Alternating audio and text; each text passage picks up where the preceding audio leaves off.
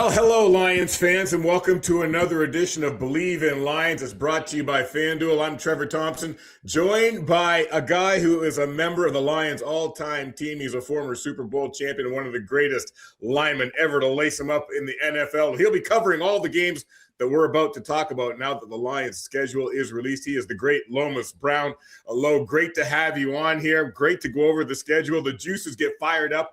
We go through the free agent season. We go through the draft portion of the offseason, and then the schedule gets released. Guys get to their OTAs, and the offseason really gets underway. These things all get exciting as we ramp up toward another regular season. But now that they've released this year's version of the Lions schedule, plenty to talk about. We'll compare some of it to last year. We'll look ahead to this year as they try to get back into the playoffs. But right off the hop, I know you've already had a look at things. What's your overall consensus of what you think about what you've seen so far with the first look at the schedule this year? Welcome to the show, guy. Not bad, Trevor. Not bad.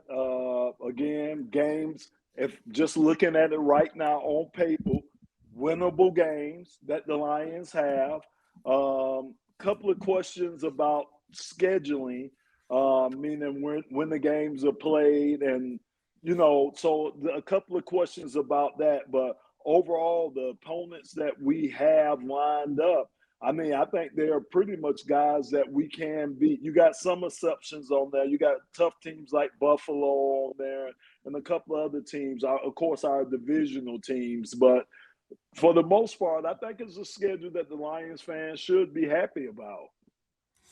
Now, when you talk about strength of schedule, when you look at the Sharp method, which takes into account the win total probability, the Lions have the easiest schedule in the NFL, so to speak, coming out. If you take a win percentage against teams from last year, it's the sixth easiest. So no matter how you slice it, their schedule is an easier path, it would seem, this year compared to last year. But when you look at last year's schedule, 9 games in prime time, only 3 games at 1 o'clock. Their schedule was all over the map. It was tough to get a rhythm, tough to get into your routine. This time around, they're going to have 8 games at 1 o'clock. And they are going to have 5 in prime time, 1 on Monday Night Football, 2 on Sunday Night Football, 1 on Thursday Night Football, and then, of course, that Thursday Classic on Thanksgiving Day, which will be a 1 o'clock game as well. But just from the standpoint of having more continuity as far as 1 o'clock games go in that schedule and more of a regular pace to it, what are your thoughts compared to last year and how that might help? Oh, I absolutely love it. And look, Trevor, I'm not even playing anymore. I'm just calling the game. And I love the 1 o'clock games because, again, you get up, you get right to everything. There's no pause in between. You get up, you got pregame, you get to the stadium, you get dressed, you get out there and you play the game when it's a 1 o'clock game. The other games, you're sitting around, you're waiting. And what that does is, one, depending on if you're a young player, say you're a young guy trying to prove yourself, or you're a young rookie guy. Well, that extra time that you sitting around thinking about things, you start to second guess yourself because you want to make sure everything that makes a lot of perfect, sense. you want to make sure everything is perfect. And so you start trying to overthink things. So I love the idea that they have all those games at 1 o'clock. Like I said, you get up, you get to your routine, you get it over with, and that's how it should be. So I think the Lions will take solace in having a lot of these 1 o'clock games. Well, the season's going to start off with a 1 o'clock game, but it's going to be a short week into week 2. We'll get to that in just a second, but you talked about the season and the strength of schedule, and I talked about the win probability. Coming into the season, before we get to the schedule, the Lions are pegged to win the over-under set at 10.5 games on FanDuel right now. I'm not sure what your thoughts are on 10.5 wins. I'll break down the rest of the division for you. The Packers are set at 9.5. The Bears are at 9.5 too with their over-under, and the Vikings come in last as far as their expected win total of 8.5 games. But just before we get to the schedule, 10.5 games, opening up week 1 at home against the Saints. What are your thoughts on that number? And let's dig into week 1. Yeah, I'm going to say this, and I know I'm going to just say this. It should be higher than that. Okay. Trevor, after we seen what New England done, New England, think about it. They laid out the blueprint. That was a team that was a 4-12, back-to-back 4-12 team that got the easy schedule last year, and they turned that into a Super Bowl run. They don't have the talent that we have, that I think we have here in Detroit. So my thoughts are, just like New England was able to make that run last year, I expect the Lions to be able to do the same thing. I really do, because again, I think we're a more talented team. I think we're a more cohesive team. I think these guys have heard the message from Dan Campbell a lot longer than those guys have heard the message from Mike Vrabel. So with what New England did last year, going from last to a Super Bowl, I think the Lions should look at that and should take that, and that's what we should be shooting for in these next 2 years, Trevor. It's got to be. We got to get there, I think, in the next 2 years. Yeah, that window can close rather quickly, as you know. Your career, it comes and goes in a blink. And when you've got the opportunity, and you've got these players, and you've got this core signed, you've got to get it done. That's a really good point, Lo. Well, let's look to week 1 against the Saints. Dan Campbell knows a lot about the Saints. He played a season there. He used to coach there for 5 seasons. They, I think, surprised a lot of people last year. Tyler Shook, one of the big stories in the NFL at quarterback. Kellen Moore, former Lions quarterback, 2nd year as a head coach. He's got them on the come right now. A really tough week 1 opponent who's going to come in here and want to continue to establish what they did last year. And that is, like I say, that they are a team on the come. At that game at home, 1 o'clock to start the season. Just start us off right there on your thoughts on what it's going to take to get off on the good foot. Yeah, we're going to have to be physical. I know Dan, I know Brad Holmes, they talked about this all season, us getting back to our identity. Our identity is being a physical team at the line of scrimmage, imposing our will on teams with our run game first. Everything else follows off the run game. That's what we're going to have to be against a New Orleans team, against a team, like you said, to be their 2nd year under head coach Kellen Moore. They are looking to turn things around in New Orleans. Don't forget now, New Orleans kind of battled towards the end last year to try to win that division. Yeah, Tampa Bay ended up winning it, but New Orleans was right there. So you're right. They've had a couple of changes, but I do think they're a formidable team that we're going to have to be geared in for week 1 to come out with that victory at home too. And I'm glad it's a home game too. And then, as I say, quick turnaround. It's Thursday night football. They're going to travel to Buffalo and open up in a brand new stadium in Buffalo, a Highmark Stadium in Orchard Park, New York. Now, Lo, this place must be fabulous. They spent nearly just over $2 billion on it, over 1 million square feet of football glory there. 60,000 now. They've shrunk it from the 70,000 at the old stadium held, but it's going to be even more intimate. They're going to pack it in. They've winterized this thing so fans will be warm with seat heaters when the snow starts to fly in Buffalo. They've got the field heated up so when the snow flies, people are going to be warm. They're going to get that football craze mentality like the Bills Mafia brings there. But how excited are you to travel to Buffalo to open up this brand new stadium and see what it's like there in Orchard Park? Oh, very excited. You were so right about that, because I played at Orchard Park, played at the old stadium. It was terrible. And in the snow and the cold? Oh, yeah. Oh, it was terrible. What was it like? Walk us through that. How'd you get it together? The locker rooms were horrible. Just the stadium itself. Like you say, the fans are right on top of you. So when you're talking about having a home field advantage, you really have it in Buffalo.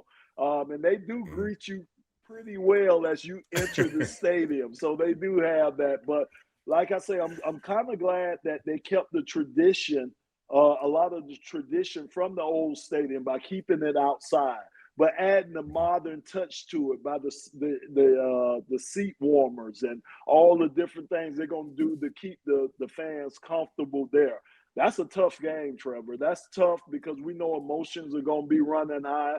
They're going to want to win that game at home. Probably that should probably be their first game of the year. So it's going to be a tough environment for us.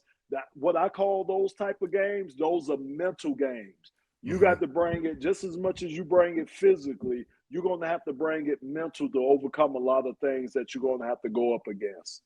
On a short week, too. To start the season on a short week, that's going to be a tricky one right there. The bye week comes in week 6. Your thoughts on that, Low? Too early, right on time? Where do you like to see the buy? And regardless of where you like to see it, that's where it is this time around, week 6. That's not too bad. It's not too bad. Maybe a game or two later, I would have loved it, but it's not too bad coming at week 6, especially like you said, when you're talking about playing the Buffalo Bills on the short week. Then you turn around and then you have the rest of the games before the rest of those games, the Sunday games before the bye week. So I kind of like it at this point. At that point of the season, again, it'll give the guys a chance to kind of rest themselves and get ready for another push. Because to me, we get 3 pushes, Trevor. We'll get this push before this open week. We get another push before Thanksgiving. Then you get that little break. And then you got the final push for the rest of the season. So I'm not too mad about the bye week being week 6. Then let's skip to week 10.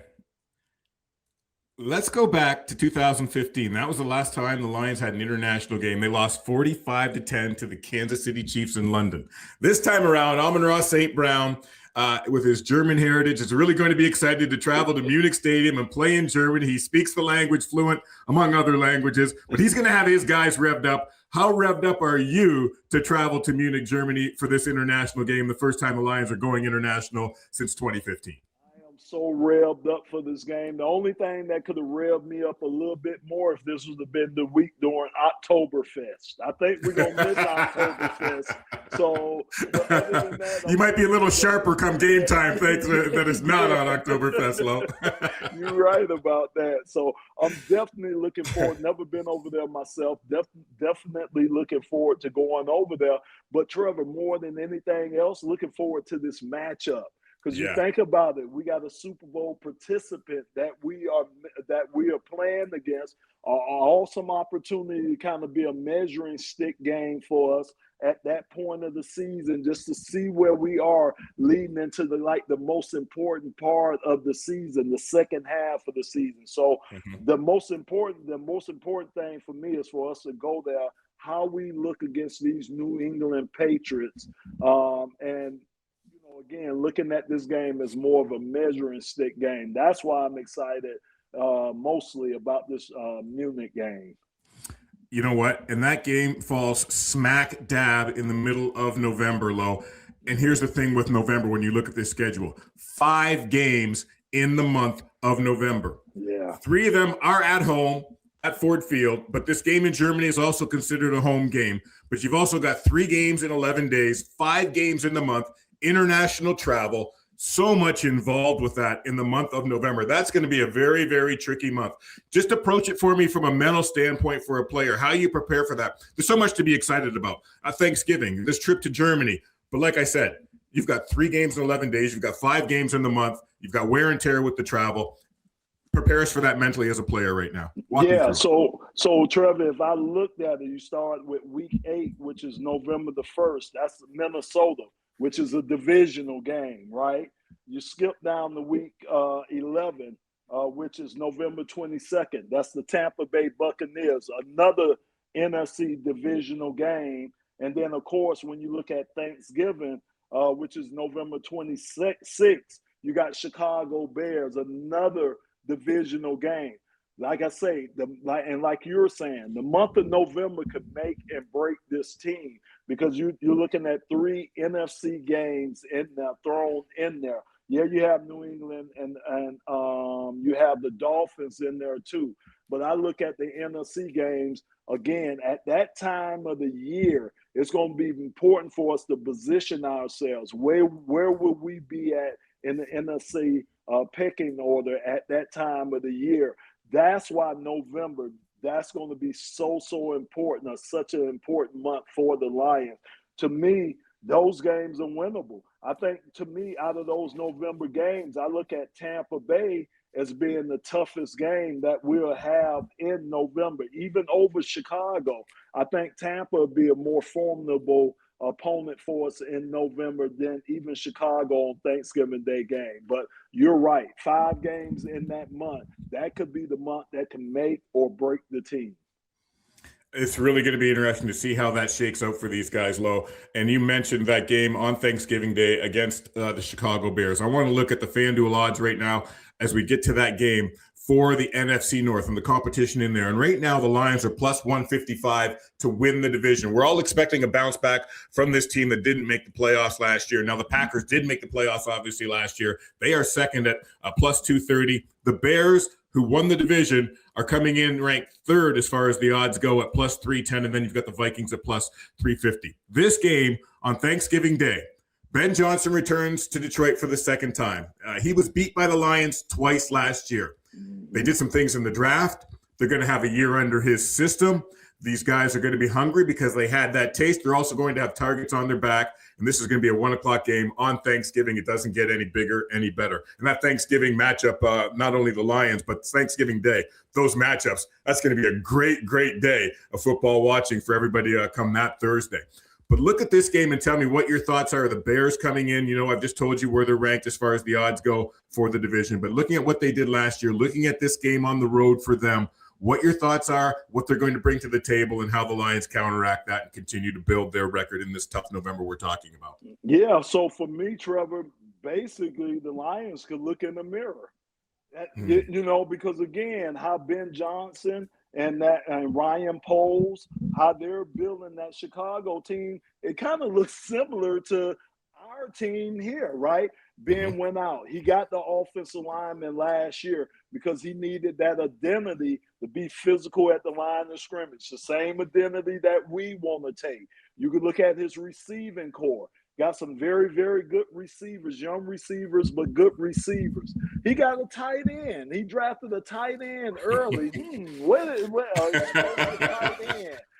Kind of looks similar to what we've done here. And then you look at the running back position, right? It's running back by committee there. You see DeAndre Swift back there, but he has guys going with him. So you could tell Ben Johnson is building that team just like our team here. So to me, it's like looking in the mirror. So, what we want to do, we want to beat people up at the line of scrimmage. That's the same thing Ben Johnson wants to do. The only caveat they have over us right now, and I just have to be honest with it, is they have a quarterback that can use his legs. To me, that's the only thing, with Caleb, and he uses his legs really, really well. And Trevor, some of the problems we've had in the past with mobile quarterbacks, trying to get these guys down. And one of the big talks coming into this year was us maybe getting another edge rusher to help Aiden Hutchinson out. Because what we're going to have to do to be successful this year against these opposing quarterbacks, we're either going to have to get sacks, hits, or hurries on these guys to get them off their spot. Because, man, Trevor, we seen what Jameis Winston did to us last year. Yes. Had a heck of a game. All day, because he had all day long to scan the field. And any quarterback you give that kind of time to, they'll pick you apart. I don't care who you got in this. You can have Dion in the secondary, and it ain't gonna matter. So that's the big thing for me facing these Bears. You might as well put a mirror up here because they look just like the Lions, and that's how Ben and that's how Ryan Poles. That's how they're building that out. Going to get a chance to see Khalif Raymond back in the house as well when they come to town. He's going to want to have a big revenge day, That hurt me. I'm going to tell you the three that hurt me. David, Decker, and Khalif.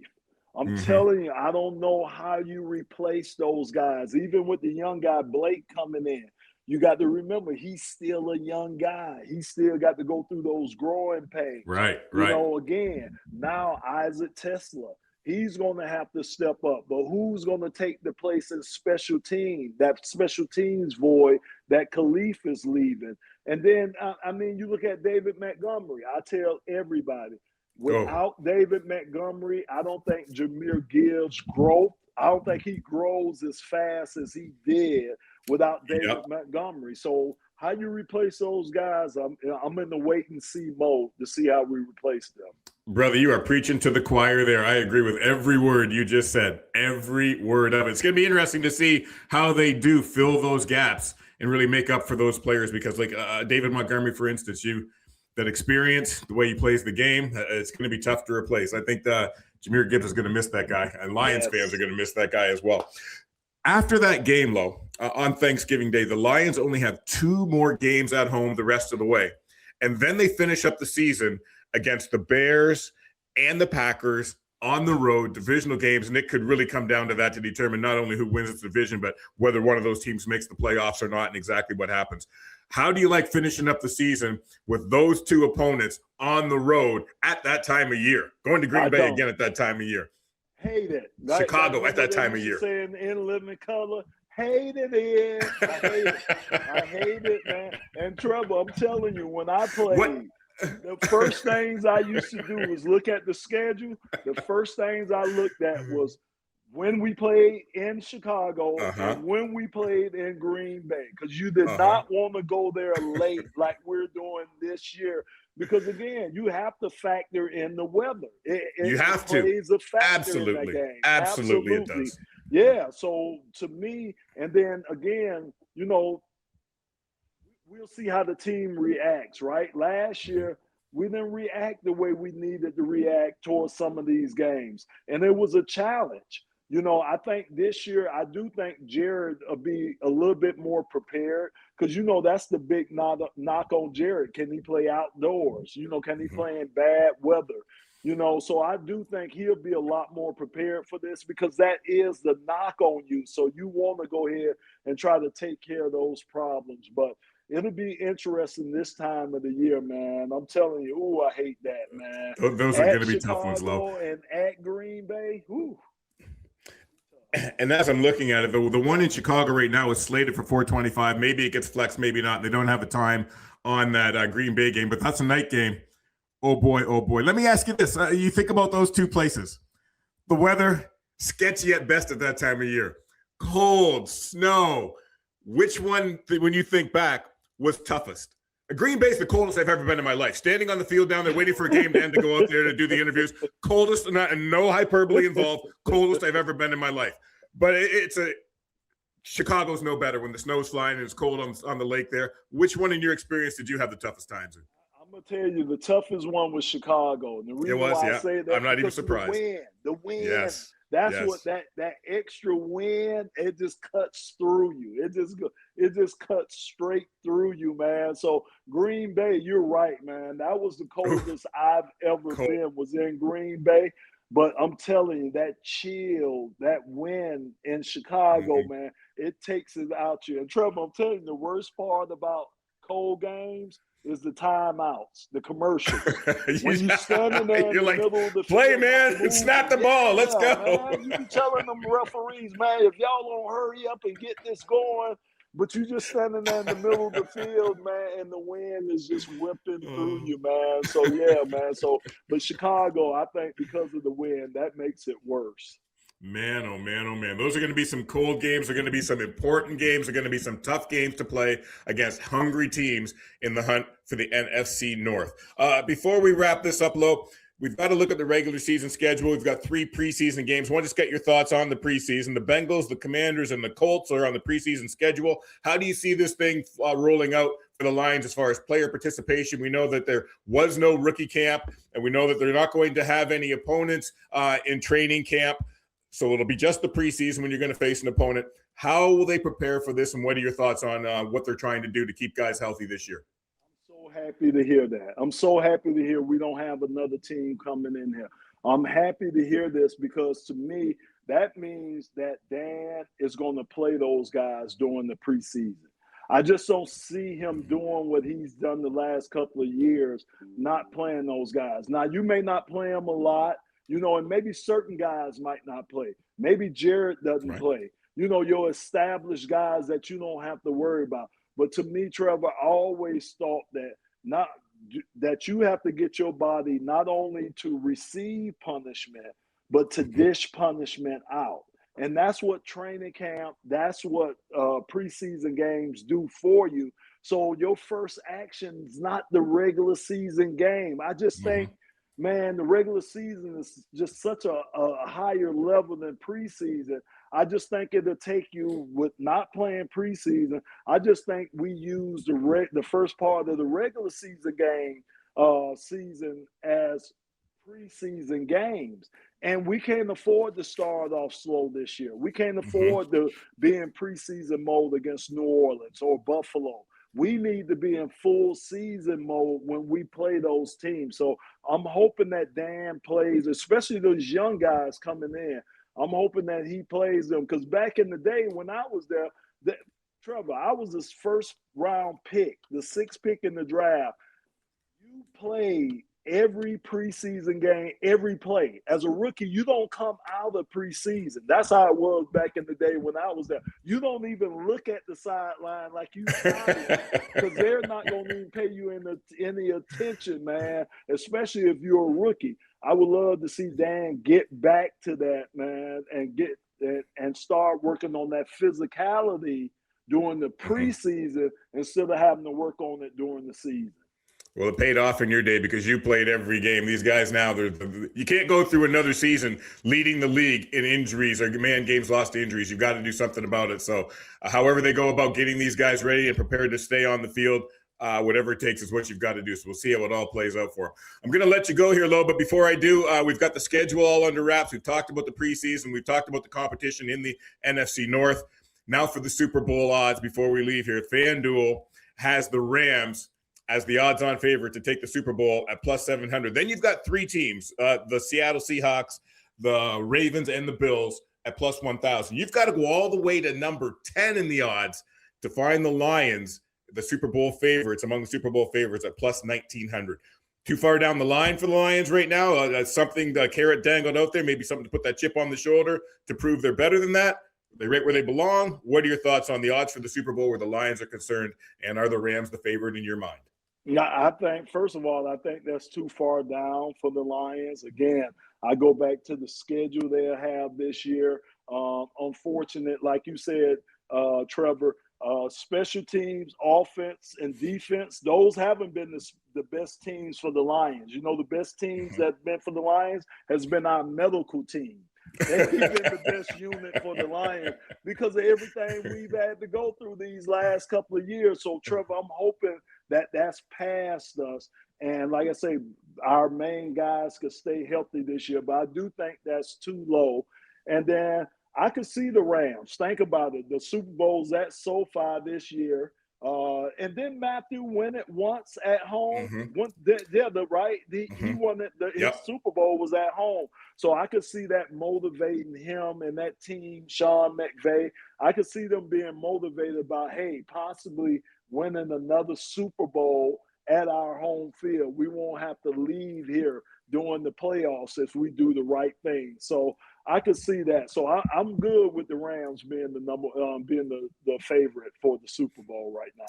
And hopefully the Lions find a way to overcome those odds and move themselves all the way up to number 1 by the time it's all said and done.